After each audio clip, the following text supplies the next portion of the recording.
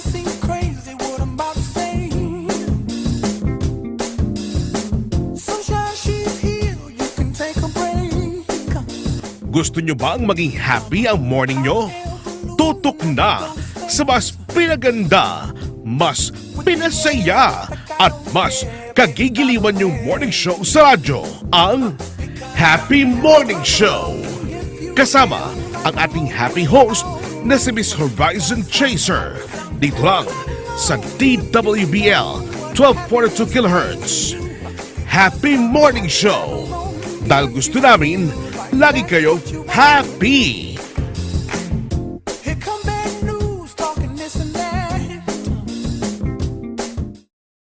Ang Happy Morning Program sa DWBL 1242 kHz ay hatid sa inyo ng Conscious at Wise Fire. Bumili ka na ng Salad Master Cookware, ang the best cookware sa buong mundo.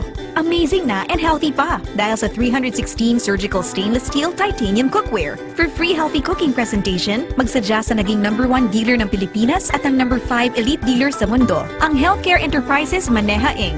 Number 74, San Isidro Street, Barangay Santo Niño, Galas, Quezon City. Tuwing Sabado, sa ganap na oras ng alas 11 ng umaga.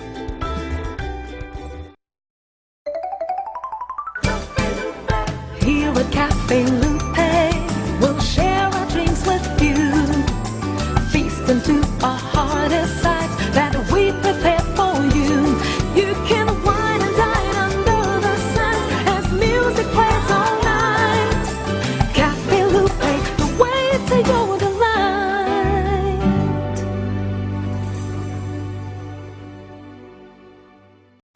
Ayan, happy morning po sa ating mga masusugid at tagapakinig ng ating programa. Happy morning! Hulaan nyo, nasaan po ang inyong abang lingkod? Dito po tayo sa matraffic na area. Pero po ay pinaunlakan po tayo ng McDonald dito sa lugar ng Taytay Rizal. Sa may area po ng Tikling, ayan. So, medyo okay na po ang daloy ng trapiko, pero pag rush hour po talaga asahan natin. Kasi, tunguhin po na ating programa sa ngayon, kaya paiba-iba po talaga tayo, para kahit paano po ay alam natin kung ano mga sitwasyon ng bawat lugar. So, hindi lamang doon tayo sa studio, minsan live po tayo doon, pero mas maganda talaga na nakikita ninyo abang likod yung ng mga nakikita ng mga mata ng inyong abang likod yung totoong sitwasyon, yung totoong nangyayari So mas inspirado po tayo. Yun nga po na tulad na lang yung mga commuters natin, nakikita po natin sila kung gaano po kahirap yung kanilang sitwasyon kapag po sila ay nag-aabang ng sasakyan. Kaya nga po sinubukan ko na rin yun para alam natin kung ano talagang tunay at totoong sitwasyon ng ating mga kababayan. Ano po, yung totoong buhay, yung nangyayari talaga sa araw-araw. Kasi minsan, okay, naririnig lang po natin sa atin sa mga balita, yung mga, kung ano pong mga sitwasyon na magaganda, pero yung makatotohanan, yung sa ating mga kababayan mismo, ano ba talaga yung sitwasyon nga po nila talaga, yung araw-araw po nilang ginagawa. Para alam po ng ating pamahalaan, lalo na sa ating Pangulong Rodrigo Roa Duterte, kung ano pa ang tulong na ibibigay pa rin para sa ating mga ordinaryo mga mamamayang Pilipino. Kaya po lahat yan ay susubukan ng inyong abang lingkod.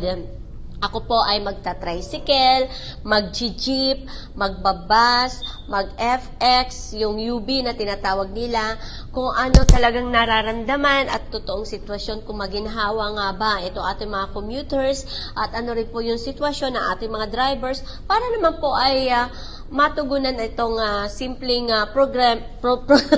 problema ng isang commuters. Ayan. At yun po kanina nga ay pero hindi tayo nakatiis, na grab pa rin po tayo dahil nga sa kailangan magmadali dahil may programa po tayo. Pero mga nakaraang ilang araw ay ginawa po natin yan, kaya meron po tayong i-report sa inyo na makatotohanan po talaga at sana matugunan ng ating gobyerno. At abangan nyo pa rin po ang iba pa natin na mga tatalakayin ngayon dahil napakaganda rin po kahapon sa naganap po na forum or okay, so bago nyo po panoorin ang mga videos na mula po sa DOST, sa Technology Media Conference kahapon, ay binabati po muna natin para mga listeners natin, Bim Sangkal, Architect, Arthur, kumusta po kayo? And then yung ating mga taga Healthcare Enterprises Manayaik, happy morning po sa inyo lahat. At syempre po yung mga aabangan pa po natin na mga iba pang mga programa ng Department of Agrarian Reform, abangan nyo rin po yun. At ang mga programa po ng Department of Agriculture at ang iba pang mga ahensya ng gobyerno, DNR, na napakarami po sila na gustong ipaabot sa ating mga kababayan na ingatan natin ang ating kalikasan para po sa susunod na mga henerasyon. At happy morning syempre sa ating king ng media, Yusek, Undersecretary Yusek Egco. Maraming salamat po sa pagpapatuloy ninyo. Ano po, alam natin na abala po kayo, pero grabe, napakasipag nyo po, Yusek Joel Egco, at syempre po yung ating secretary, si Secretary Andanar. Maraming salamat po sa inyo lahat. And syempre po, at ang iba pa natin na mga kababayan na kung saan po ay talagang napakasipag nila. Maraming salamat sa inyo. Mga drivers natin, mag-ingat po kayo. At tutuloy-tuloy pa rin po natin talaga itong pag-uusap po hinggil po sa commuters. Isasama po natin yan. Okay, so bago po ang lahat ay ang inyong antabayanan sa mga videos na talaga pong mananabik po tayo sa mga programang naging matagumpay po ng Department of Science Technology. Itong DOST kaagapay sa pag-unlad at ang Global Innovation Index 2019, napakagandang balita, ilalahat po sa atin ni Dr. Leia at iba pa natin mga kasama dyan sa itong mga programa ng Department of Science Technology. At itatalakay din yung Big Leap GII rank or yung Global Innovation Index 2019 from 2018 to 2019. Titingnan po yan, makikita nyo po yun lahat. At syempre po yung Human Resources, tatalakayan ng ating buting Secretary Fortunato de la Peña etong mga ito, etong graduate in science and engineering, gaano kalaki na po ang bilang nila, yung mga scholarship natin, lumaki po ang bilang, at kung ano mga inspirasyon po nila, tatalakayin yan. At syempre po, yung tinatawag na knowledge generators, at meron po tayo mga bago na mga teknolohiya po ngayon na napakaganda. Tatalakayin din po yan, babanggitin din po yan ng ating secretary, yung itong mga invention na naging matagumpay. Okay, so yung maganda rito, yung Balik Science Scientist Program. Napakagandang mga programa po yung bibigay ng ating secretary, no, na kung saan po ay talagang kailangan alagaan nga sila, itong mga scientists natin, at lalo sila ma-inspired po para po sa yung mag-iimbento or mag-create mga bagay, pag-aralan pang mga bagay-bagay para baka yun pa rin ang kailangan natin So napakarami na mga programa, kaya wag niyo pong ilipat ang inyong talagpihitan ng inyong mga radyo kasi po siksik at liglig na naman po ang ating mga programa sa ngayon. Okay, at maraming salamat sa mga listeners natin at iba pa po na mga nag-live po dyan sa streaming. Maraming pong salamat. At panuorin niyo po ang mga videos na ating nalakap mula po sa Technology Media Conference at ng DOST kaagapay sa pag-unlad dahil magandang balita po ito. So, okay, babalik po tayo maya-maya lamang after mapanood po ninyo ang mga video at bibigyan pa po natin na iba pang mga komento ang mga ito. Okay, happy morning!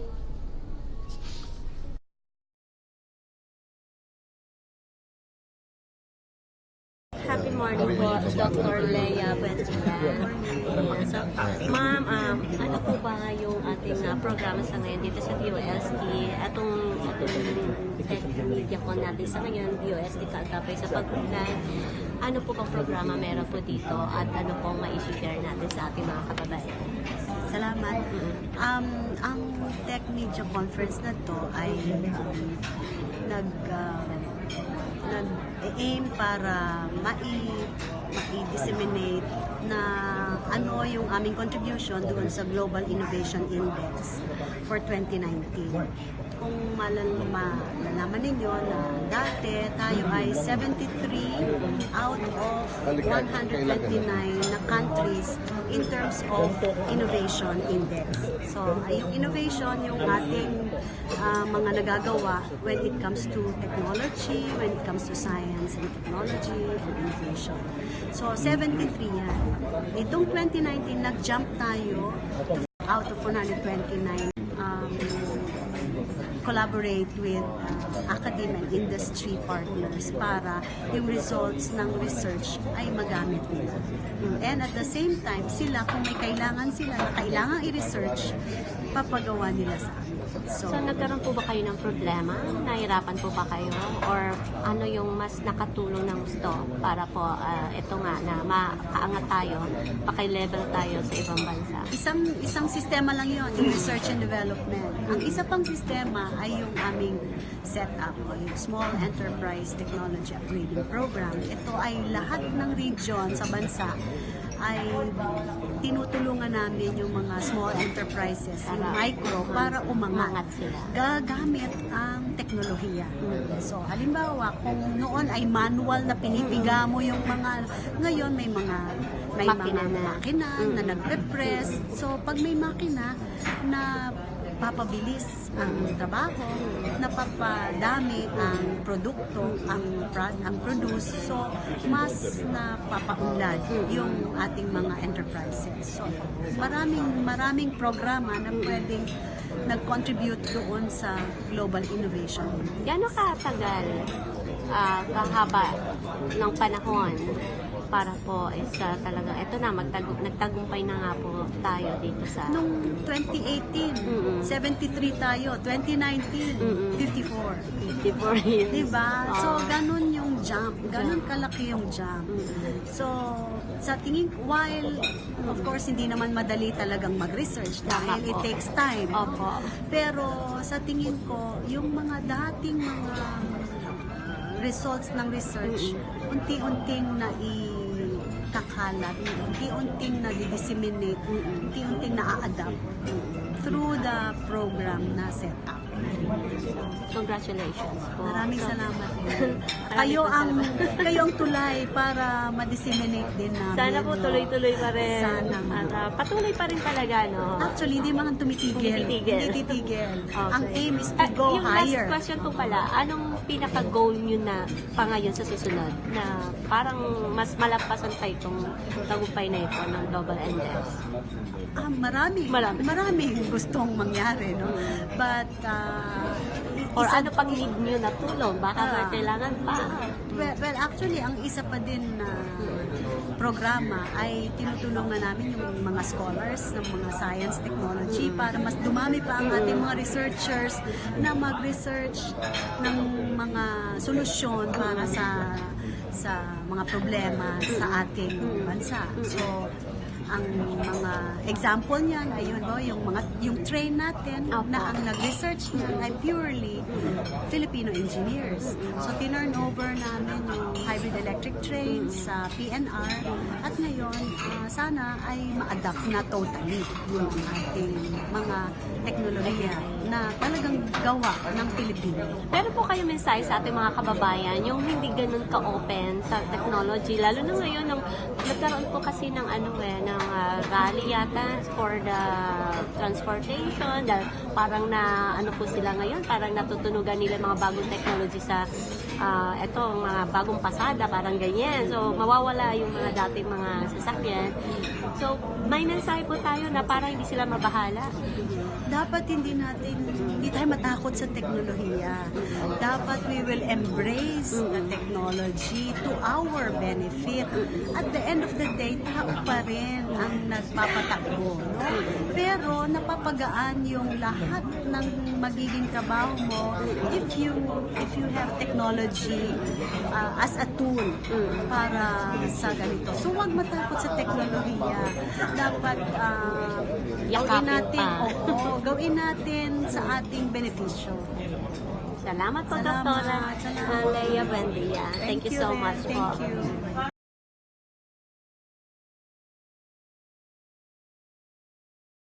Happy morning po, Engineer Raul Sabolarse. Sa Happy Morning program po tayo. And Engineer, nais lang po natin na kunin yung panig po ninyo. Ano po? So, ito nga po na itong magandang programa ngayon ng ating Department of Science Technology, itong Global Innovation Index 2019 na kung saan naging matagumpay nga po ay yung DOST kaagapay sa pag-unlad naman po natin. Ano po bang sekreto ninyo at bakit talaga na eto nagtagumpay po kayo, and then ano po ang mensahe natin sa ating mga kababayan na maaari pa nilang maintindihan itong pag-unlad at kaagapay sa pag-unlad ng DOST. Bakit kaagapay sa pag-unlad ng DOST? Ano po ba yung ibig nyong sabihin o ipaabot sa ating mga kababayan? Unang-una, pakilala ko lang si Fisher, yung council namin for Industry, Energy, and Emerging Apa. Technology. Kaya Apa. napakahalaga yung aming role sa pag-develop ng mga o pagsuporta sa development ng technology Apa. na kinakailangan ng industriya. Opo. Kaya para magawa natin yan, kailangan ng mga partnership. Yan ang Apa. ginagawa natin. Partnership with the academe, Apa. kung nasa nandun ang mga expertise, pag-research, paggawa ng technology, at partnership with the industry para yung new end user nagpa-partner po for guidance na rin na ito, meron pa lang tayong pwedeng gawing solusyon sa mga problema ng industriya at yun ang aming tinututukan. Kaya partnership, napakahalaga yan. Academe, government, and industry partnering for common Like private issues. partner din po ba tayo? Or In some project, meron tayong mga requirements na ang partner, ang industry should be present. Kumbaga, alam namin kaagad na pagkatapos ng research ay may sasalo ng technology na ang develop. Kaya, Opo. kumbaga yung mga research hindi lang matitigil sa publication. Kailangan mayroong technology na magagamit ng hindi lang industriya, hindi rin ng mga common tao. Opo. Kaya yun yung isang binabantay namin. Opo. Kung dati ay bibigay lang kami ng research na matatapos lang na kumbaga publication, ngayon gusto namin makita may talagang produkto. Opo. Tapos, yung mga output ng research sa university, halimbawa, ay tinutulungan namin silang maging commercial. Opo. Meron tayo halimbawa ang Technology Business Incubation. Okay. Ibig sabihin nito, yung mga university na kung saan merong mga technology na pwedeng i-commercialize, tinutulungan natin yan ma-incubate yung technology. Kaya Technology Business Incubator. So, hindi lamang yung parang ginawa nyo lang, hindi. kasayaan, kundi talagang nandun pa yung support para mas magamit. Entrepreneurship. Opo. Napakinabangan, ika nga. Exactly. Kaya nagtayo tayo ng mga, tinulungan natin sila magtayo yung mga university ng TBI, so Technology Business Incubators. Doon, pwedeng pumunta yung mga sabi nating mga may idea o may gustong mag-put up ng technology-based business. At may programa tayo dyan sa mga university. Okay. Ano pong mas naging bahagi po ninyo dito po sa kaagapay sa pag-unlad? Na saan po kayo nakatutok para mas lalo pong ma-enhance itong mga bago ninyong programa? Katulad ng nasabi ko, yung partnership ay Partnership talaga. ginawa namin stronger ang partnership. So kapag nagawa na po ang isang technology na inatapos po, so kayo naman po ang titingin. May programa ng- kami para ma-introduce. Ma-introduce. Halimbawa, Oo. yung Hamba technology. natapos na ano po. Halimbawa po, anong nagawa na natin na Meron tayong technology? mga example dito siguro, baka mabanggit dyan. Apa. Halimbawa, yung ginagamit na ngayon kay Dr. Palencia, Apa. yung sa mga sewage treatment, Apa. kumbaga may problema sa quality ng tubig, magagamit yun para ma-improve yung quality ng tubig kay Dr. Palencia. Tinulungan yung university na maging commercial setup yan. Kaya ngayon, meron na siyang planta. Ayun. Yun, So USTR. parang ma-enhance pa lalo. Meron pa tayong iba mga example na sabihin natin, nagsisimula pa lang, katulad nung isa naman yung last ano lang siguro 2 or 3 days ago yung Universal Usher. Usher ang tawag namin eh.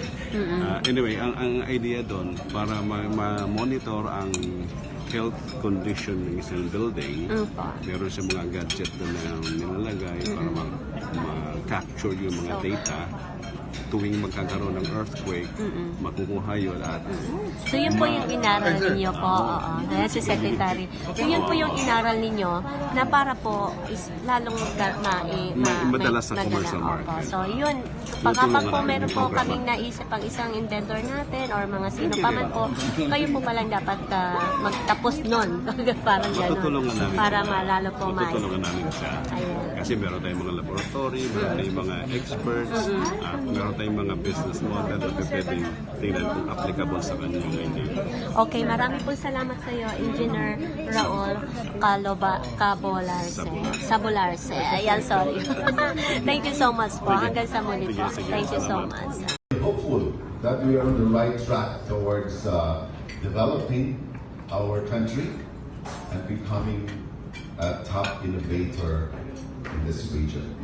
Now, a few minutes ago, while we were waiting, I was informed that the good secretary nasa Krame daw siya. Sabi ko, ano naman kaya ginawa niya at nahuli siya. But he is here with us, true to his commitment to become our leader in science and technology, and fresh from receiving the UP Alumni Association Lifetime Achievement Award. Ladies and gentlemen, let's welcome Secretary Fortunato de la Peña. Siguro ang babatiin ko yung mga members ng media. As I call your name, huwag na po kayong tumayo at wala na papalakpak. From PTV4, we have Karen Joyce Villanda, Ruel Velasco, and Larry Doon. From ABS-CBN, we have Ronnie Marcelo, Williamson Cagatas. From WhatsApp Philippines, Ross de Rosario. From Leader News Philippines, Nolan Ayola. From NBM Online TV, Redentor Oro and Rafi Rico. From DWBL 1242, Horizon Chaser. From Malaya, Paul Icamina. From Cybeb, Nora Gamolo. From the PCOO, Raisa Kabugwa. From Dispatch Today, Estrella Gallardo. From UP Diliman, Dave Centeno. Liga ng mga Broadcaster, Camille Melendez. From News Bites, Jen Tabili. From TV5, Vin Santos. From Filipino Mirror, Benedict Abayagal. And from DCXL, Cathy Cruz. Okay? So, kung hindi kayo natawag, siguro hindi pa kayo nakakapirma sa attendance. Ano? Tinanong ko kanina kung sa pagpirma ng attendance ay nilalagay ang gates. Kasi may mga napunta na akong meeting na hindi lang gender ang nahining, pati age pinapalistan. Hindi ko lang kung saan ginagamit yun. Anyway, before I start, nabanggit na kanina ni Director Burgos yung presence ni Dr. Thomas Pascual ng dati sa International Atomic Energy Agency. Nakakatuwa po ang istorya kung paano napauwi si Dr. Thomas Pascual. Nag-attend naman ng general meeting ng IAEA noong November. I think that was November. And he was introduced to me as a Filipino scientist whose contract with IAEA, I think 6-year contract is about to end. Okay? So, he was on the, shall we say, at a stage where he is going to decide whether he is going back to the country where he resides at that time, which is Australia, correct?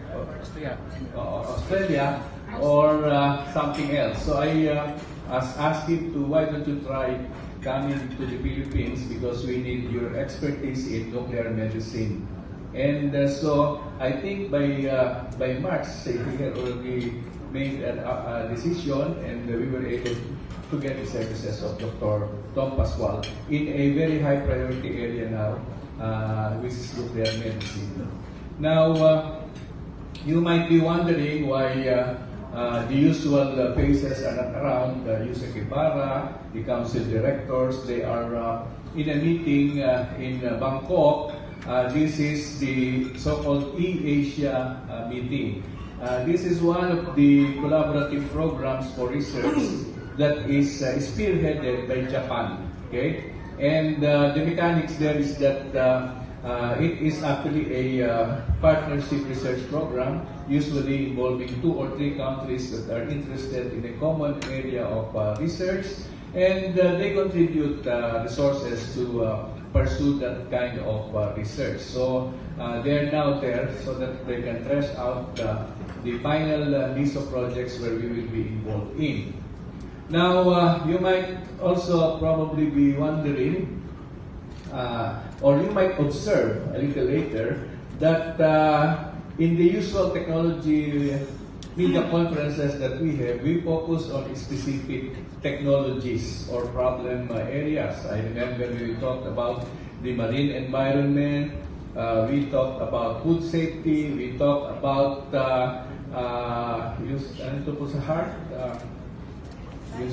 biomedical devices, and other topics that are very specific to technologies or products. But today, we will talk on a more general topic, which is the Global Innovation Index, and shall we say, the theme is DOST, kaagapay sa pag-unlad, accelerating innovation through society-centric science and technology. But before I present that, I just want to share with you, hindi naman siguro bawal, topics lang that took a long time to discuss at the cabinet last night. Kaya kami po anong oras na ba kami? 1:45 na kami natapos. Kasi mga importante ang topics. Mahaba ang diskusyon sa National Land Use Act, mahaba ang diskusyon sa dengue, and there is one topic na noon ko lang naintindihan kung ano yun, yung Supreme Court decision on the Mandanas versus Ochoa case, which is really on the percentage of ERA that is being claimed by the local government units. So, lastly, I also would like to share with you, kahit hindi kayo interesado siguro dito, yung experience ko. About 2 days ago, I was in Caraga to open the Regional Science and Technology Week celebration in Caraga. We, of course, in Caraga, our offices are located in Butuan City, and most of our facilities are located in Butuan City. Even the Philippine Science High School is located in Butuan City. Even our program on smart cities involved Butuan City. But surprisingly, the event on the Regional Science and Technology Week was located or based in another city called Bayugan. Tama ba? Bayugan City. Okay? In Agusan del Sur ba? Del Norte. Del Sur daw. But really, we were surprised because they really exerted a lot of effort to have a successful holding of the Regional Science and Technology Week there. I learned that the local government, the city of Bayugan, took care, okay, at no expense to us, of the venue, sponsored our lunch, okay, and what was interesting was that when I suggested during the media conference, kasi tinatanong ng mga media, ano daw ba ang collaboration namin with the local government units, sabi ko, kung wala pa man, ang isinasuggest ko ay tulungan kami ng LGU in putting up and strengthening cooperatives na pwedeng matulungan through technology interventions. Kasi karamihan ng pinutulungan ng DOST, usually yung mga small and medium corporations and also single proprietorships. But meron ding natutulungan ng mga kooperatiba, pero hindi masyadong karami. But in this particular year, kaya ko naisip yung kooperatiba, ang nanalo doon sa aming best setup adapter, Small Enterprise Technology Upgrading Program, is a cooperative in Bislig. I forgot the name of the exact location, but it is in Bislig. ano na naman yun, Surigao del Sur. Okay? So I was in 3 locations, not too near each other, Butuan, Bayugan, and Bisli. BEP. To our presentation of the Global Innovation Index 2019. I would like to welcome you to this 10th Technology Media Conference, and I'm happy that our friends from the Philippines, Philippine press, and also those that are working internationally have given their support here today. This is a significant one as it will cover all concerns by individuals, members of the academy, and companies, be it large companies or small cooperatives. DOST is committed to vigorously advance science, technology, and innovation of Filipino-owned companies, of universities in the Philippines, of research and development institutes, as stipulated in the Philippine Development Plan for the period 2017 to 2022. We have adopted the byline Science for the People, okay, hoping that this will enhance the social fabric, reduce inequality, and increase our potential for growth. So, as such, we will discuss with you the technologies and programs that DOST has undertaken to help boost our country's rank in the latest results of the Global Innovation Index. This is not to say that DOST is the only one responsible for bringing up our ranking in the Global Innovation Index, but we would like to show to you what were the programs that we think have contributed to this improvement in rankings. Okay, so the next slide already shows the Global Innovation Index and the trend between 2014 to 2019. Okay, so you start with the blue, and then the red, and then the gray, and then the yellow, and then the light blue. Okay, to represent the years 2014 up to, tama ba yun? Up to, ano year yung, yung code, 2019, 2015 to 2019. 5 lang yung nakikita kong bars eh. So, 20, country ba yun? Hindi.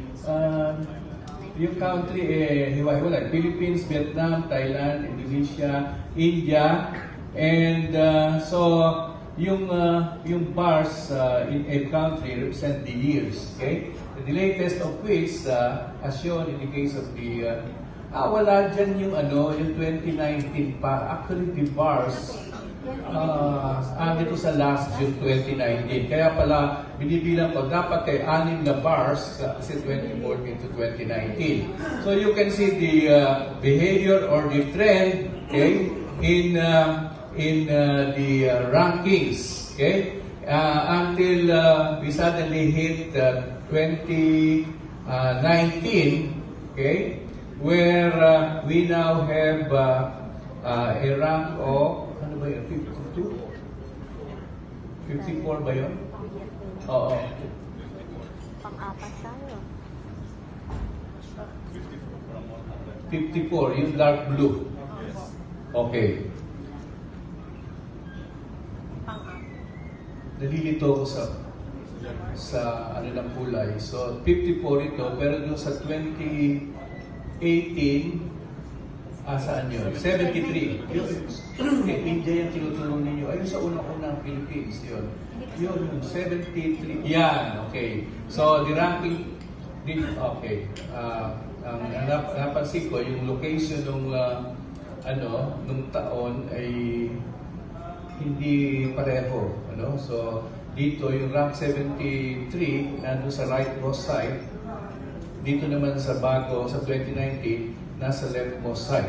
Anyway, the contributions, okay, are in terms of strengths, and of course there are weaknesses, and where we made a big leap.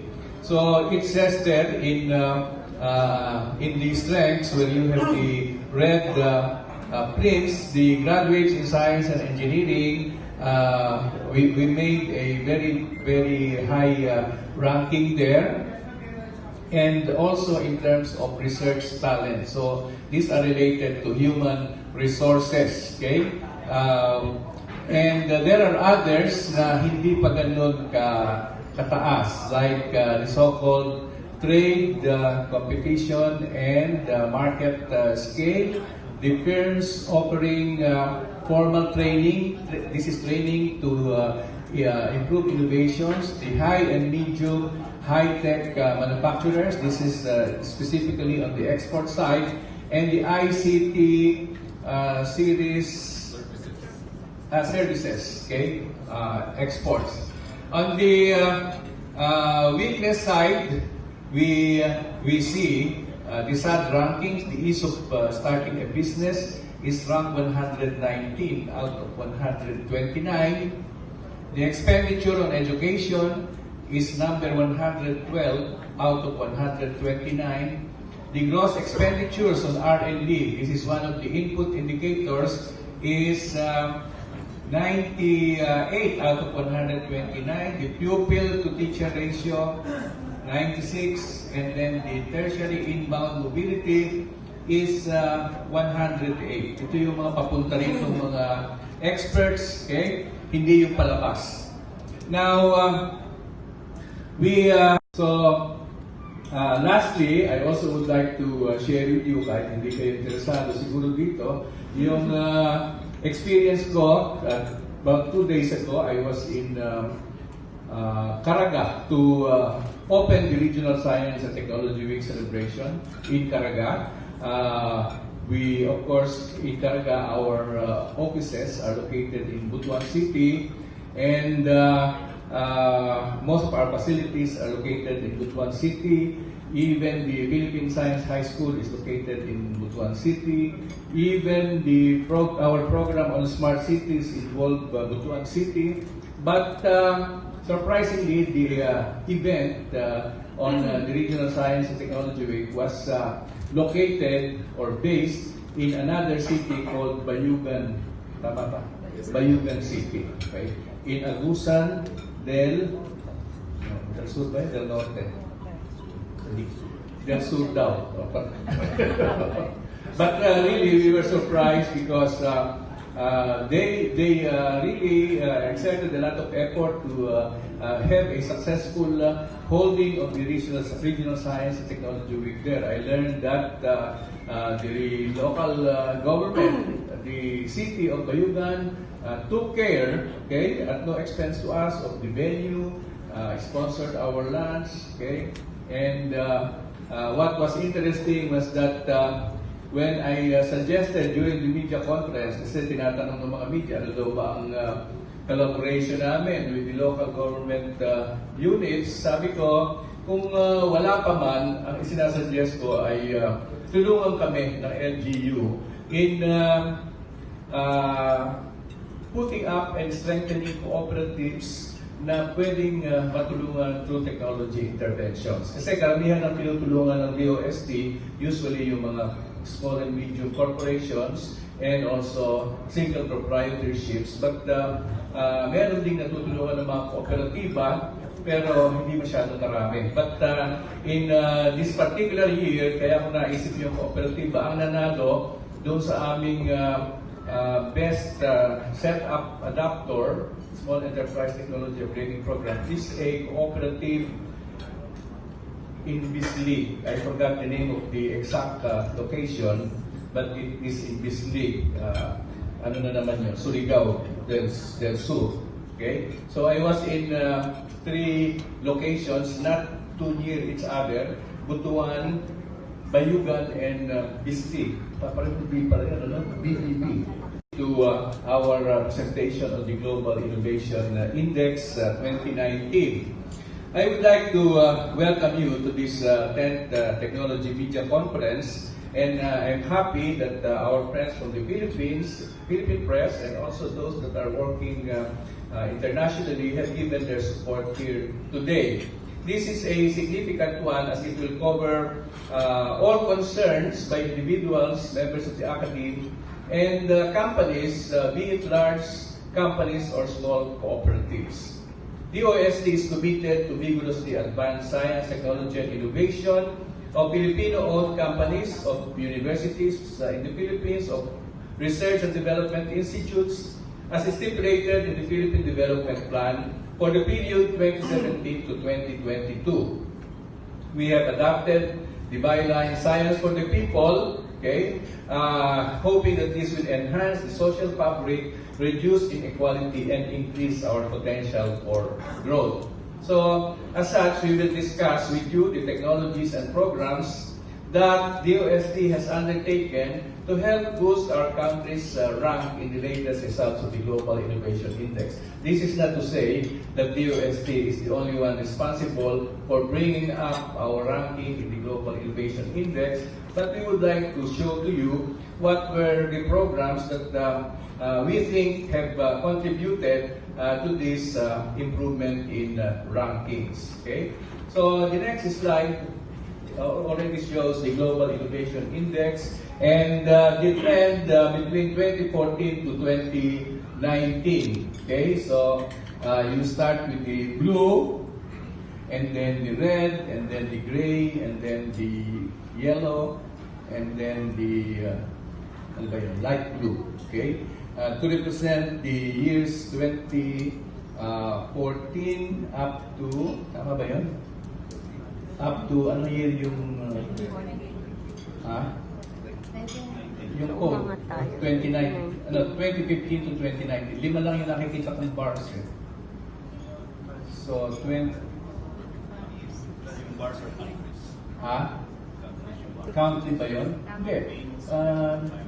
Yung country hiwa-hiwalay. Philippines, Vietnam, Thailand, Indonesia, India, and so yung bars in a country represent the years, okay?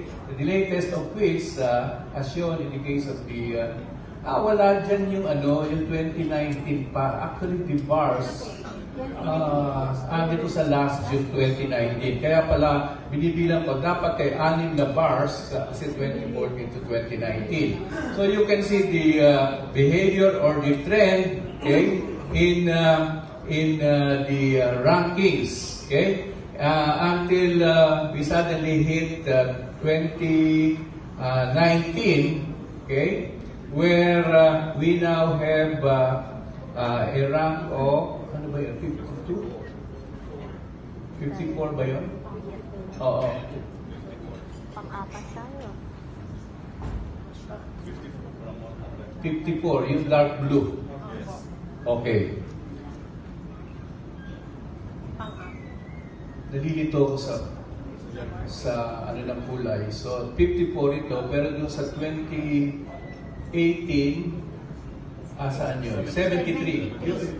India yung tinutulong ninyo. Ayun sa unang-unang Philippines yun. Yun, 73. Yan, okay. So the ranking, okay. Ang napansin ko, yung location nung taon ay hindi pareho, so dito yung rank 73 nandun sa rightmost side, dito naman sa bago sa 2019 nasa leftmost side. Anyway, the contributions, okay, are in terms of strengths, and of course there are weaknesses and where we made a big leap. So it says there in the strengths, where you have the red Prince, the graduates in science and engineering, we made a very, very high ranking there. And also in terms of research talent. So these are related to human resources, okay? And there are others na hindi pa ganun kataas, like the so-called trade, competition, and market scale. The firms offering formal training, this is training to improve innovations. The high and medium high-tech manufacturers, this is specifically on the export side. And the ICT series services, okay, exports. On the weakness side, we see the sad rankings, the ease of starting a business, is ranked 119 out of 129. The expenditure on education is number 112 out of 129. The gross expenditures on R&D, this is one of the input indicators, is 98 out of 129. The pupil to teacher ratio, 96. And then the tertiary inbound mobility is 108. Ito yung mga papunta rin ng mga experts, okay? Hindi yung palabas. Now, we have the big leap, as indicated here, are coming from the University Industry Research Collaboration, where we rank number 25. The so-called knowledge absorption, where we rank number 14. The high-tech net exports, where we rank number 1. The Philippines number 1 in terms of the export products that are high-tech. And the creative goods and services, we rank number 40. So you can see which particular factors lifted us from a ranking of 73 in 2018 and also in 2017 to a rank of 54 in 2019. Which for the first time we were included in the group of innovation achievers. Okay, we were grouped. Okay, we will make part of the group of innovation achievers due to the remarkable performance in knowledge diffusion and knowledge absorption.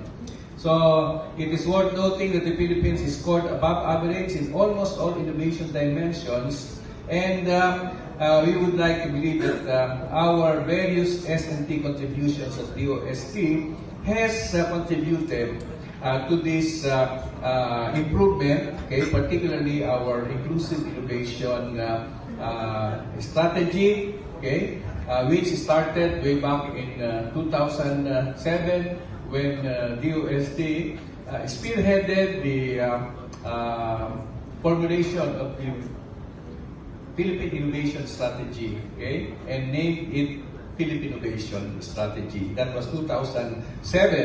Up to today, when we have already a new signed law, which is the Philippine Innovation Act.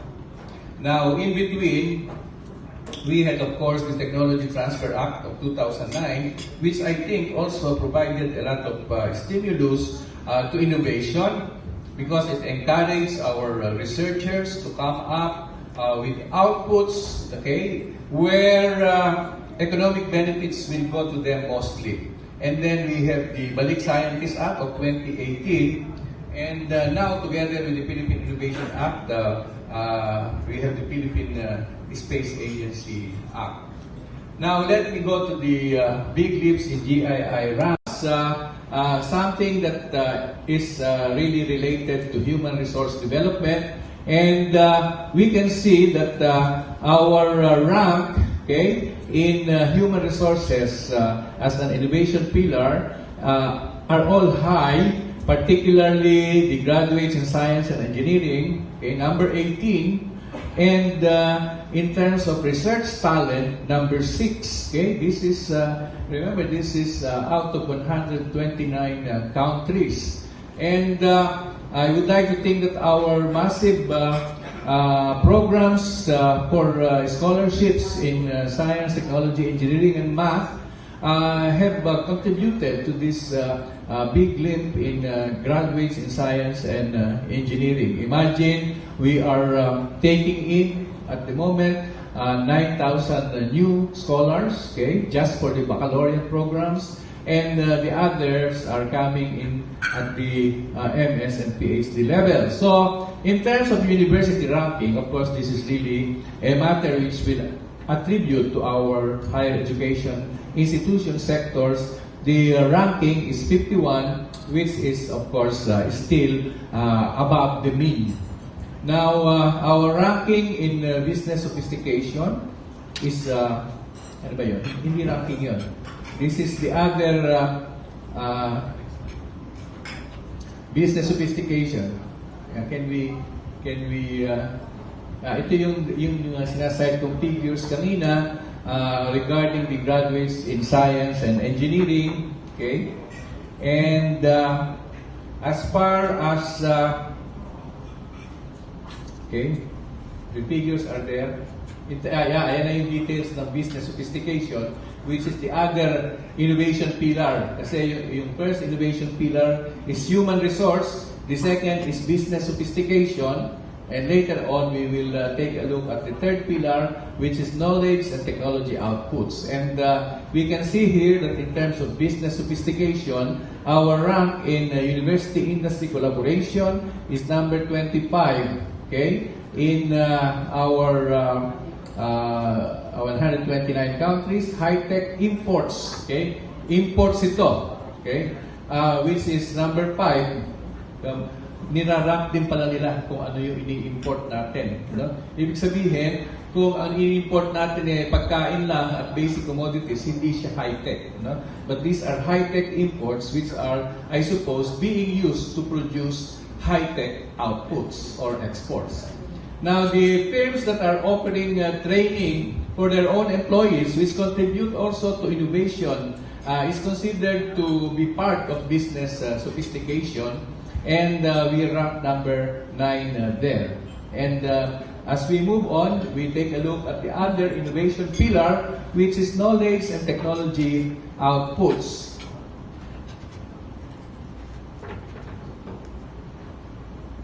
Here, where we rank number 5, dito naman sa high-tech net exports where we rank number 1. And I think we can attribute this to the biggest contributor of high technology exports, which is the semiconductors and electronics sector in the Philippines. While most of the countries involved there are multinationals, there are also Filipino companies involved in this. Number 8 is ICT services, which I think will cover our BPO sector, which is actually a knowledge output. And the creative goods exports are, we are now in rank number 9. Number 8. Okay. Details where we have graduates in science and engineering. It is very notable that we are now producing, although this is still very, very low compared to, let us say, other Southeast Asian countries like Vietnam and, of course, Malaysia. We now have a total of 3,120 MS graduates in 2016 to 18. And a total of, pag pinagsama mo yung dalawang PhD na yun, 433 PhD. Okay? The next slide shows the knowledge generators examples where we have on the leftmost side our smart agriculture program, smarter approaches to reinvigorate agriculture, which consists of several components, as you can see there, from crop phenology to climate and weather monitoring to the monitoring of weather, AWS, etc., crop models and genetic coefficients, okay, crop nutrient management, okay. All of these are very heavily dependent on science, technology sensors, okay, that helps the farmers. Hopefully, this will go down even to the smallest farmer that we have. Then we have examples of other generated knowledge that have been converted into businesses. Asher, which was launched last Monday, some of you were there. Mapua, which is our partner in developing the earthquake monitoring instruments, introduced their product Asher. And their main potential buyers here are, of course, the public sector, which needs to install these instruments to monitor the health of public infrastructure like bridges and tall buildings, and also the private sector, because the private sector need to be prepared also for earthquakes, particularly as we talk of the so-called big one. And I did notice that in the launching last Monday, there were several groups coming from the private sector. You can see Axis there, which is of course on a more personal use. This is the knee replacement system that is adapted to the Asian knee or to the Asian anatomy, and of course a much cheaper alternative to the imported ones. As a rough figure, about half of the usual cost, okay, from the imported knee replacement. Then we have the Lavinamag, which has been very much discussed now because of the dengue epidemic in some areas where we have been using the diagnostic kit. Okay, the Lavinamag is a more generic term that actually can cover several diagnostic kits. Okay, not only dengue, you have the leptospirosis, and now we are perfecting the tuberculosis Lavinamag. Then the Vigormin, which is water treatment discovery from the laboratories of Adamson University, funded by Fisher DOST. Next slide has been much talked about already. I will not discuss this anymore. The hybrid electric train. The next slide. I think these are some of the things that have been contributing to our improvement in industry-academic collaboration, and also in terms of the number of, you remember in human resource as a pillar, we had the number of graduates, and what was the other term that was used? Yung tatlo, number of graduates. The second one, pakibalikan nga niyo yun. Research talent. Okay? I think here, our program, balik na natin dun sa Science for Change. Okay, that NICER program, which is Niche Centers in the Regions for R&D, has the objective of expanding our R&D pool. Okay, so that we are not dependent only on a few universities. Okay, in terms of implementing R&D programs, now we have more than a dozen just for 2019 that has been added to this list of niche research centers in the region. Later on, you can see where they are located. Okay, in fact, I would like to shorten my discussion so that there will be time for our media personnel, media guests to take a look at our maps where you can see where the NICER centers are located, where the Cradle partnerships are located, where our business incubators are located, etc., etc. So these are the components of Science for Change, where we want to expand our capability to do research in the regions, not only because they know better the problems in the region, but also because they know more about the opportunities which can be tapped through R&D. Okay? The R&D lead, okay, is a way of strengthening also our niche research centers. So they come from the pool of expert scientists, including balik scientists that can help our NICER centers develop their research program. Cradle has been coming up with a synergistic relationship which is resulting in new products, new technologies, and solutions to technology problems. Next, next slide is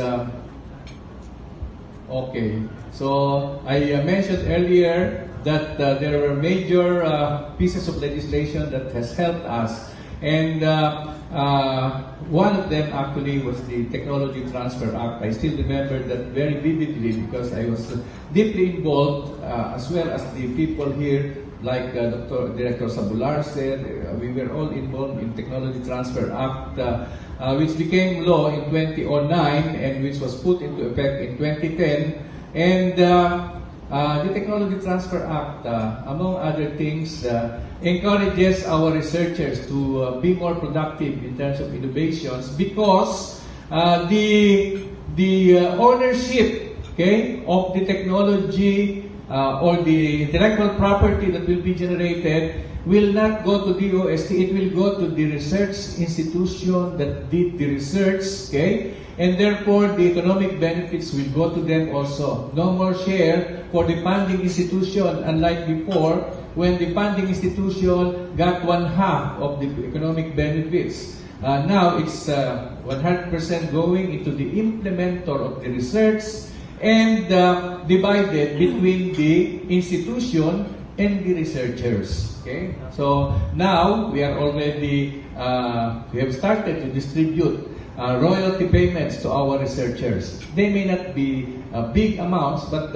for a start, I think it gives them a lot of satisfaction that they are receiving royalty payments for the intellectual property that they have generated. So you can see here in the Balik Scientist program, I will not go into details of the accomplishments, but our target here is to increase the number of Balik scientists by a factor of 50% every year, so that by the end of 2022, from the usual 30 to 35 or up to 40 that we are getting, we can move up to something like close to 160 or 150 Balik scientists in a year. Still a modest figure, but they can actually contribute much. Next is the next slide.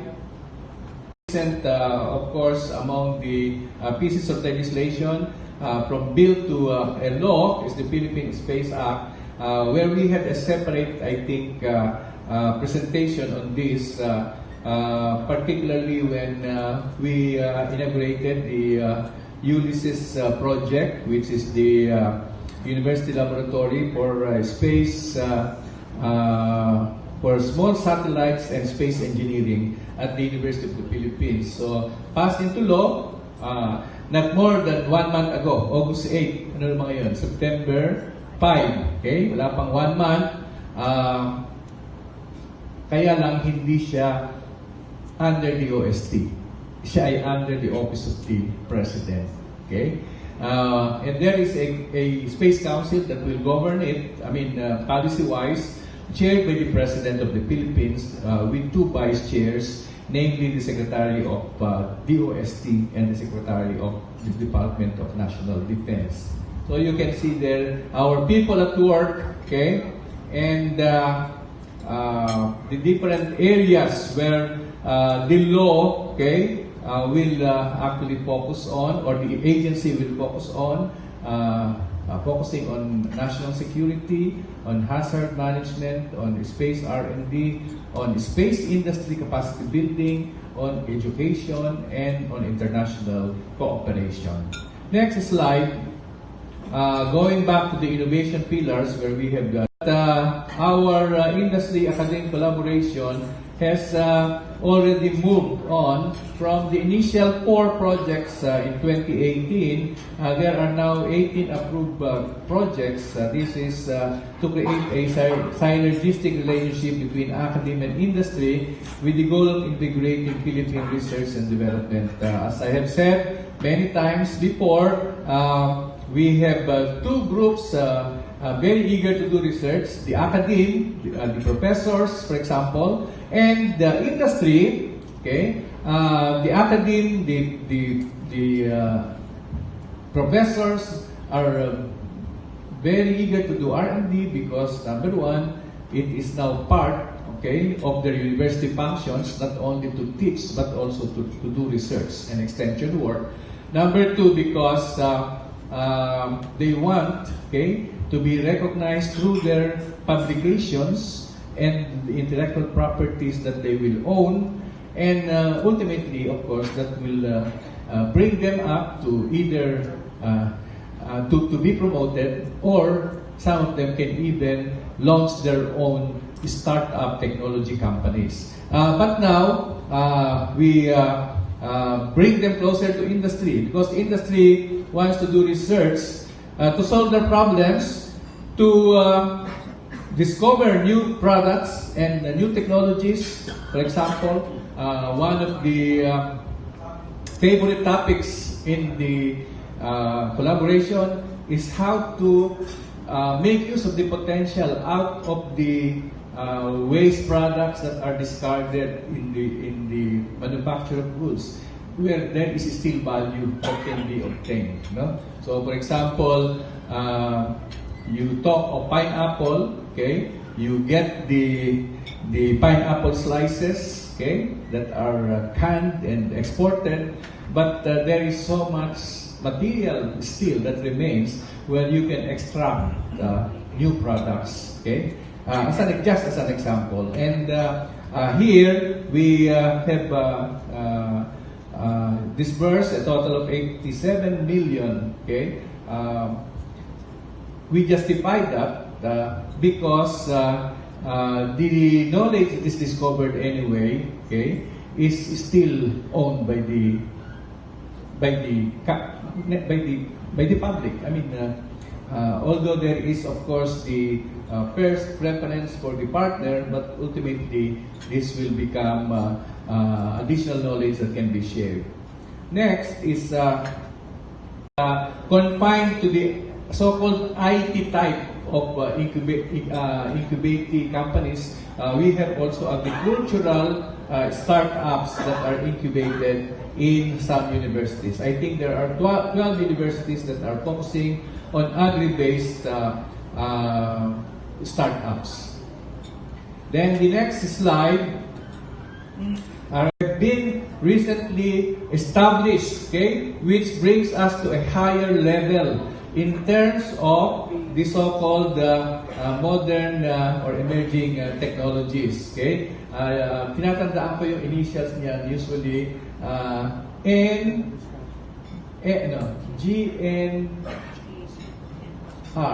GNR. Sino makakahula yung sabihin ng GNR? G is for genomics, N is for nanotechnology, and R is for robotics. Ito yung mga emerging technologies ngayon na nagiging major platforms for R&D. Genomics, nanotechnology, and robotics. What is in common in these fields? Okay, they bring together several basic disciplines. So in genomics, you have biology, you have physics, you have IT brought together. In nanotechnology, ganun din. Meron kang chemistry, meron kang physics, okay? Meron kang material science. In robotics, of course, you have mechanical, electrical, electronics put together. So ito yung common sa mga so-called emerging technologies where we have already made ourselves capable. Okay? For the Genome Center, the first one was set up in UP Diliman. The second one will be set up in Mandurriao. Tama ba yun? In UP Visayas, I think. In sa Visayas. Miagao. Yeah, in Miagao, where you have UP Visayas. And I think in Mindanao, in southeastern UP Mindanao. Kasi nga pala, itong Genome Center nagsimula as a collaboration between UP and DOST. So yung mga susunod pa, this is still a collaboration between UP and DOST with the help of CHED. Let us not forget the help that CHED has been given to this. The next one, you can see them again in the maps. And I always tell this story that when we started, yun ang kainaman ko nang nandun na sa DOST nung araw. I remember that it was only DOST and UP Manila that were collaborating for drug discovery and development. And you know, it takes a long time. Ngayon, there are 10 universities that are involved doing the different aspects from screening of the plants and marine samples, okay, to the testing for harmful effects and toxicity, to the isolation of the active ingredients that have potentials to cure certain diseases. Up to a certain point, yung mga universities. Beyond, siyempre, yung mga clinical trials ay limited na rin doon sa mga may malalaking ospital, no? Kasi diyan ka makakakuha ng mga pasyente. So in Tuklas Lunas, while we are talking of more than 1,000 possible species from our rich biodiversity, as of now, 2019, we are ready to proceed with 18 of these for either the manufacture of the active ingredients, kasi yung active ingredients, pwede mo naman siya i-synthesize. Or pwede ka nang tumuloy sa clinical trials. Okay? Kung gusto mong maging gamot. Now, ano ba yung sasabihin ko? Tuklas Lunas. Kasi yung clinical trials is an expensive activity. So, we do not foresee all to graduate into the clinical trials stage. Maybe the clinical trials can be done by the private sector, okay? And even from the foreign companies. We anticipate that there will be interest from foreign companies. But they have to pay us. Now, we have, other than Tuklas Lunas, sige pa, next slide. Ito naman yung may kinalaman sa advanced device and materials testing. Ang kagandahan dito, nag-expand na siya ng clientele from the usual semiconductors and electronics. They're now into the other clientele, okay, which includes the pharmaceutical industries, also the space technology, okay, and other industries that are doing testing now at the Admatel.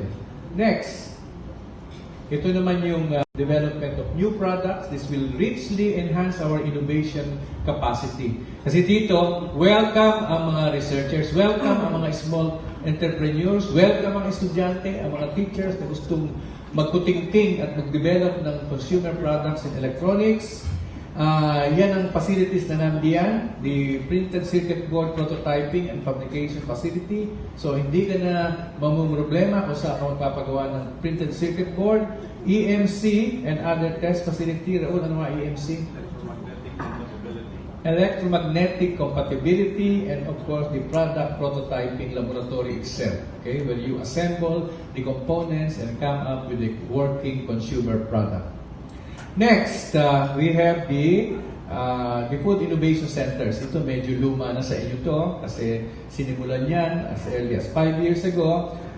Noong panahon pa ni Secretary Montejo, inimpisahan ng mga FICs. But really, it has revolutionized new product development in the regions, no? Yung mga processed food.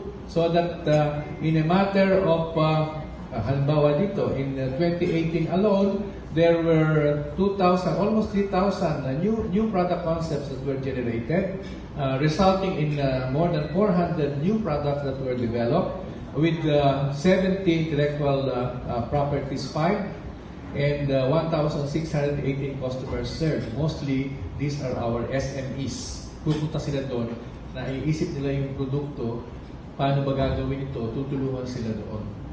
Next, OneLab, ito naman yung mga IT-based networks natin na pinapadali ease of doing business on the part of our clientele. Lab, kahit saan ka nandun, kahit yung laboratory na nandun sa lugar mo, limited lang ang mga test na isinasagawa, pwede mong isubmit ang sample mo at bahala na yung laboratory na yon sa logistics para makarating dun sa laboratory which can do the analysis. It can be in another location. And you can see now the figures. We start with the 6 national R&D laboratories that we have in Bicutan, in Diliman, and in Los Baños. And then we have the 15 regional standards and testing laboratories. 15 lang po kasi walang sariling laboratory ang DOS NCR. Kasi ang DOS NCR ay nandito na mismo sa lugar kung saan nandun yung mga national laboratories. And then we have 30 non-DOST laboratories. Some are private, some are from other departments like the Department of Health and the Department of Agriculture. Next, we have ano ba ito? The-demonstrate. Dito na tayo pupunta dyan sa mga mapa na yan. Meron pa ba susunod na slide? Ha? Wala na. Kaya, bago tayo magkaroon ng mga media people, well, actually, kung meron kayong hawak na laptop pa, pwedeng, ikaw nga magpaliwanag, Lawrence, kung paano. Kasi ako, gusto ko naman ay imbitahan yung pair by pair, no? Dalawa-dalawa, pumunta sa harap para naman i-demonstrate kung sino. Okay? Magtambal lang isang bata at saka isang hindi bata. Okay? Sino ang unang pupunta sa harap? Isang pares. Okay? Okay, sige, punta na kayo. DOST Innovation Landscape, yung mapa po kung nasaan makita lahat ng mga DOST centers. So kung meron po kayong dalang laptop or kung meron po kayong connection sa internet, makita po ito sa DOST website. So dito po sa gilid, sa quick links ng DOST website, makita niyo po, DOST Innovation Landscape. Yan.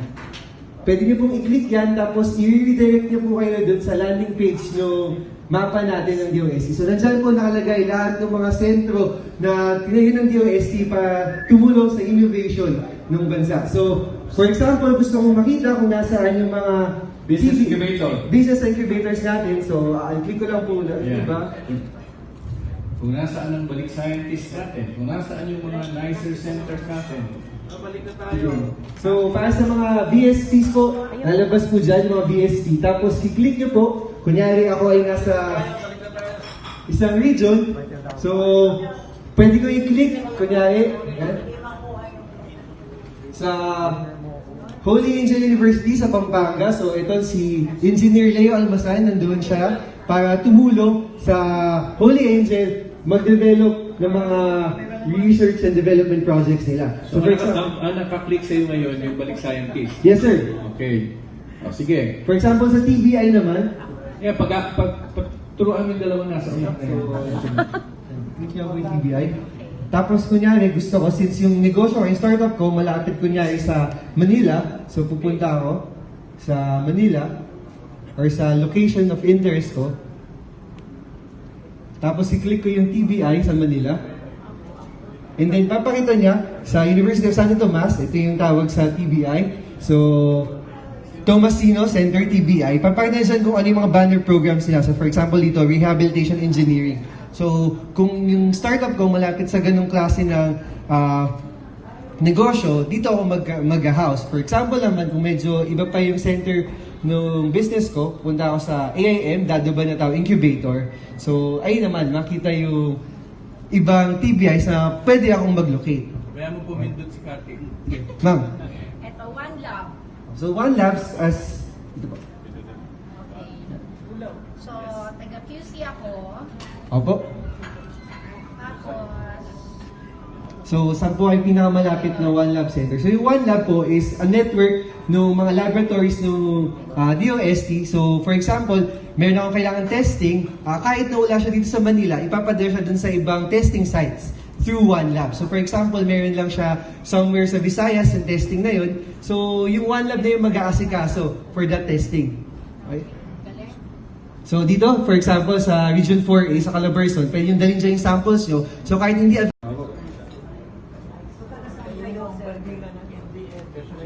Quezon City, so... Ayun na sa kanan yung lumabas. Opo, yung nicer. So, kunyari ito. Sige po, touch nyo po. Ayan guys, Quezon City, dito tayo nicer. Ito po, pipindutin nyo po yung logo ng nicer. So, ito yung isa malapit sa Quezon City, yung sa Mandaluyong. Yung Center for Astronomy, R&D. Yan. Okay, tapos yung isa pong nicer na malapit sa region. Yan, yung Center for Disaster Risk Reduction naman sa UP Manila. So makita niyo po yung ginagawa niya doon sa mga proyekto niya. So, ano nga, yung sa Isabela, tingnan niyo. Sa Isabela po na nicer. Yung norte yun, Region 2.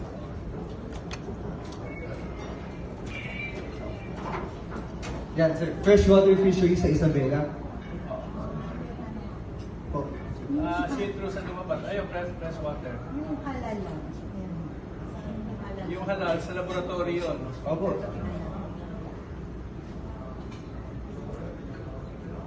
Dito po sa... Halimbawa, sa Walang separate. Wala po pong separate sa halal. Opo. Kasi ang tatlo pa lang yun eh. Next. Sino? Mag-zoom ngayon ako. Kung saan yung... Dito po sa bawah wala po kung tayo mag-zoom. May ito dito. Ako si... Sige. Siya po yung BSP doon. Pero hindi nakikita yung ginagawa niyo. Dito po sa description, kung ano yung ginagawa yan. Training.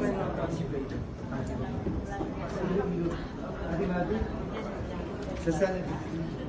GSP Senate. Opo. Friday. Ay, may tumuha doon. Ito, check ko lang. Sa Iloilo.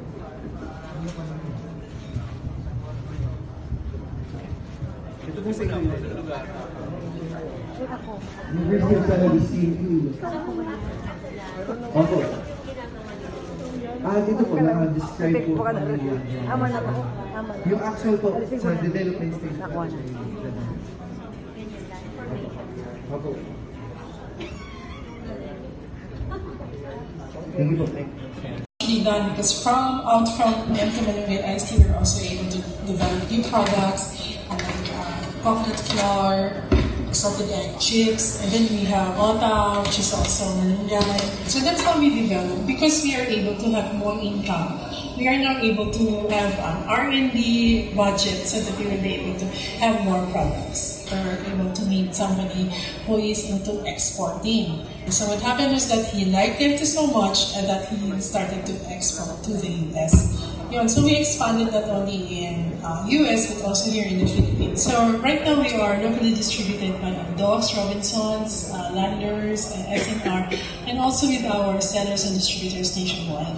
And kasi yung mga product namin, ingredient wise, puro mga gulay. So we are so much involved with the farmers, like the ingredients for the iced tea, so malunggay, okra, and luya. Ang mga farmers talaga ang aming katulong para magawa ang M2. DOST was able to help us is that we were able to scale up, not just in terms of technology, but guide more and have more employees support their families. So you can just imagine that with the assistance that we get from DOST, we have now 43 employees, not just employee, but they have now their own businesses.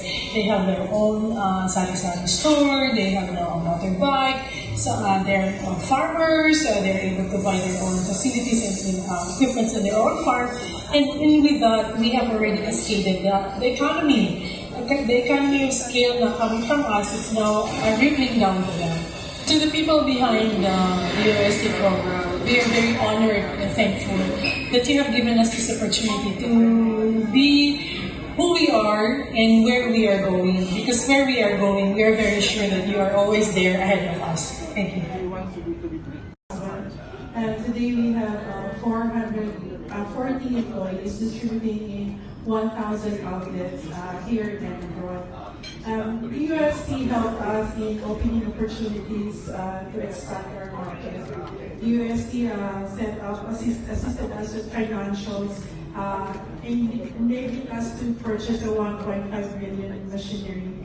And we are able to have our manual to automation. We also got our technical support on GMP and lead management. Our project started with one, which is M2, but now we have 40 products developed, including Ketozone. We are grateful for the assistance of DOST set up, and we look forward to continue to grow with their support, contributing to our workforce, empowering our farmers, and giving back to the community through donating to M2 to breastfeeding mothers in PGH and other hospitals. We are M2 Nature Earth, M2 Malunggay Iced Tea. Surprisingly delicious, refreshingly nutritious, your vegetable fix for the day. Thank you. The National Agri-Aqua Technology Business Incubation Program, they have 14 TBIs in the country today, with a total of 91 incubatees supported. One of their successful incubatees.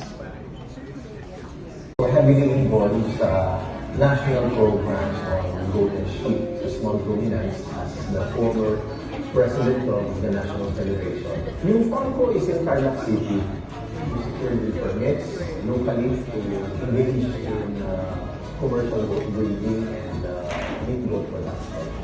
Talagang tulong yung nabigay sa When I was in Isabela State U, pinroject yung 15 graduate ng business incubator ng Isabela, and he is one of them. And na-impress ako kasi yung kanyang itinayong business is more of services. No? Kasi yung mga nagpapa-artificial insemination, particularly sa goats, they have to go to yung mga government centers na hindi accessible sa iba. Kaya ang ginawa niya, naisipan niya magtayo ng sarili niya artificial insemination center, privately run, okay? Tinuruan siya ng Isabela State University. But actually po, siya ay Doctor of Veterinary Medicine and graduate ng CMSU. So nag-venture siya into his own AI center. We will now have the Q&A portion. So, anyone from the media. Okay, so nakita nyo na po lahat ng mga pahayag ng ating butihing Secretary ng Department of Science and Technology na si Secretary Fortunato de la Peña, na kung saan po talagang di ho ba punong-puno at siksik at naging matagumpay. Congratulations po talaga at tumaas yung ating GII na kung saan ay sana patuloy pa rin po. Hindi po pala talaga biro din yung ganong pag-aaral, pagsisikap ng ating gobyerno. Kaya congratulations. Okay, at marami po salamat. Binabati natin ang buong team ng STII, lalo na po ang ating Director Richard Burgos at Ma'am Lilibet Padilla. Maraming salamat. At ang team natin doon sa Region 2, nung pumunta po tayo, CJ, Angelica, at yung iba pa natin mga kasama. At yun nga. Okay, at yung may mga invention po dyan, huwag na po kayong mahiya. Salamat po sa lahat ng ating mga masusugid na tagapakinig. Patuloy lamang po tayo. At etong pinakamaganda din po sa lahat, at ito po ay kailangan natin na tangkilikin lahat ng mga kababayan natin sa buong Metro Manila, buong Pilipinas, ay dapat po tangkilikin ninyong itong nalalapit na big movie po natin. Alam niyo po kung ano yung mga yon. Madalas na i-post po ng inyong abang lingkod sa Miss Horizon Chaser o sa ating personal account na Narisa Piscos. Ito po ay kailangan na rin po natin talaga. Dahil ang mga kababayan natin, hindi po sila mahilig yung sa ganong bagay na yung halimbawa, nagpapapresko ng gobyerno para sa mga awareness, para sa mga kung paano maingatan natin ating mga sarili, mga ganong bagay. Parang hindi tayo masyadong nagbibigay pansin, ika nga. Sabi nga ni Director ng Region 2, ni Baborang, na kung saan halos manunuhol pa sila ng mga tendero-tendera para lamang po ay tangkilikin yung agham at teknolohiya kapag po may event po sila, di ho ba? Pero sa mga beauty pageant, sa mga mga sports at kung ano pang mga patimpalak na talagang nagbibigay naman ng kaligayahan sa kanila is napakaraming mga tumatangkilik or pumupunta. Pero pagdating dito sa nasasangkot na po yung ating buhay, nasasangkot na po yung ating pangkabuhayan, nasasangkot na po yung ating pagkatao at dignidad, tila yata aminin po natin, tila yata iilan lamang po ang nagkaka-interes, ika nga. Then, after na magkaroon ng mga, aminin natin, kapag oras na po ng sakuna, diyan na po nagpapanik ang mga Pilipino. Di ho ba? Tayo. At yung mga drill na yan na pinapatupad ng Pag-asa o ng PBOX, aminin natin, tayo po ba ay sumasali sa ganon, na dapat gawin natin para po alam natin yung gagawin natin kapag nandyan na po yung kalamidad. Kailan talagang wala talagang ewan ba, Saan ba natin nakuha ang kulturang iyan? Di ho ba?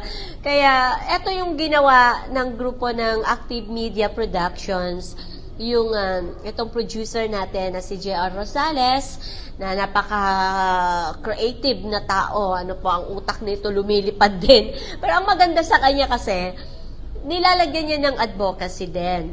Ito kayang mga naiisip, yung kapakanan ng taong bayan ang iniisip, na masunod din yung kanyang ang kanyang gusto. Kasi ano po siya dati ring artista, dati ring so hindi lamang ganun yung umacting ang gustong gawin, kundi yung pag-acting, ano yung matutunan nung nanonood, ano yung maibibigay na maibalik doon sa nanonood or mapakinabangan ng nanonood. Yan ang maganda, di ba? Kaya naman tinangkilik din ang inyong abang lingkod or sumuporta ang inyong abang lingkod sa magaganap na movie na ito. At hindi lang yan. Siyempre pa, nandiyan yung Batikanong director na si Neil Tan. Kilalang kilala po natin na talagang napakahusay din. Ang kanyang obra maestra talagang lumilipad ang isip, ang artist, pananamit, lahat, makikita mo, talagang tunay na artist yun. Writer na siya. Nagulat kami Ang bilis gawin yung ganong kakapal na script. Ilangan talaga nandun na sa puso niya. Iba kasi pag passion mo, yung ginagawa mo, di ba? Talagang napakadali lahat at masayang-masaya ka sa ginagawa mo. At alam mo kung ano rin yung mga nangyayari. Kasi passion nga So, yun yung maganda. Kaya itong grupo na ito, yung team na ito na para sa awareness program, movie natin, or disaster movie natin, ay talaga pong hindi ninyo ito dapat na baliwalain or dapat tangkilikin ninyo at panuuri po ninyo ito dahil talagang kailangan natin ito at totoo din. Hindi naman mape-perfect pero nandiyan po yung mga gobyerno natin na tumutulong para maging makatotohanan po ito at papaano ang mga gagawin natin kapag oras po ng kalamidad. So, yun pong maganda. Kaya, abangan nyo po itong nalalapit na ating movie ng disaster. Lahat po ng klase ng disasters or kalamidad dito sa bansa natin na makikita nyo po, yung pagbaha, tsunami, at earthquake, ganyan, o yung volcano, at papaano ang mga tao na magpanik, at papaano yung mga tao na hindi naghahanda, at paano din ang gagawin natin para makapaghanda. Meron po yung kumpleto. And, syempre po, yung hindi pa nagaganap, itong tinatawag na big one or the big ones, ayon kay Jeffrey Reyes, ng ating scientist, na hinog na nga po ito. Kaya, para bang pag ito ay maging aktibo na, parang buong Metro Manila ay talagang magkukulaps. Kaya ang tanong, handang-handa ba ho tayo kapag po ito ay dumating na nga? Pwede ngayon, or ilang panahon, or 20 years, 50 years pa pala, or 100 years. Ibig sabihin talaga nga, anytime naman na yun. Mas maganda nga sana na wag na lang muna dumating. Pero paano nga kung mamaya din, hindi matapos ang movie, dumating. Handang-handa na po ba tayo? At yun nga po ang bibigay sa atin ng ating gobyerno, paano ang paghahanda nito. At yun na nga, dinaan na lang natin sa movie para mas makatotohanan, ma-action po natin yung iba-ibang mga pangyayari. Kaya kailangan mapanood nyo ito. Abangan nyo po sa 2020, etong every seconds counts. So, wala kang pipikit dyan. Bawat minuto may nangyayari, bawat minuto talagang kakabahan tayo. Pero kapag handa po tayo, maiwasan ang pagiging kaba. Kasi may mga tao na kalmado pa rin naman dahil alam na alam nila yung pangyayari. Parang lang po yan, simple lang ganito. Kapag po merong bisita na dumating sa ating tahanan na alam po natin, di ho ba handang-handa po tayo. Pero kapag may bisita na biglaan pong dumating sa ating tahanan, di ho ba natataranta ho tayo? So, ganun din yun. Kaya, eto naman ay hindi natin tinatakot ang ating mga kababayan, tayo po, kundi ito po ay awareness sa movie or very informative na movie po ito. Kaya mahalaga po talaga. Kahit mga anak nating maliliit, pwede po silang isama malamang. Hindi ko lang alam. Pero alam ko po pwede yon. Kaya titingnan po natin, abangan. Malapit na po. At launching po natin ngayong September at ang grand launching abangan natin. At nandiyan po ating mga secretaries, ang ating Pangulo ng Bansa, kasama pa rin po si Pangulong Rodrigo Duterte dahil para sa kanyang nationwide na issue na magtutalk po siya. Kaya abangan at ang mga media natin. Okay, at dito po nagtatapos ang ating programa. Ay, bago po pala magtatapos ang ating programa, maraming salamat, McDonald. Love ko to. Hash Brown, dito po sa Taytay or Tikling McDonald. Thank you so much sa manager na napaunlakan po tayo. At ang sarap ng brewed coffee. Favorite po talaga na inyo ang lingkod. Hash Brown brewed coffee. And syempre, yung favorite din na inyo ang lingkod itong cheesy egg adisal. Kasi talaga pong gusto kang pandesal pa rin. Iba pa rin po sa morning. Thank you so much, McDonald. Tikman yan. Sarap. Thank you so much po. Okay, at ipagpatuloy lang po natin ang patuloy ang pakikinig ng ating programa Happy Morning Show. Dahil magbibigay po ito talaga lagi ng totoo at makatotohanan ng mga balita at broadcast mula sa inyo abang lingkod. Kaya magsama-sama po tayo lagi. Paki-like lamang po sa Facebook or sa YouTube. Paki-subscribe Happy Morning Show or hanapin niyo po si Miss Horizon Chaser.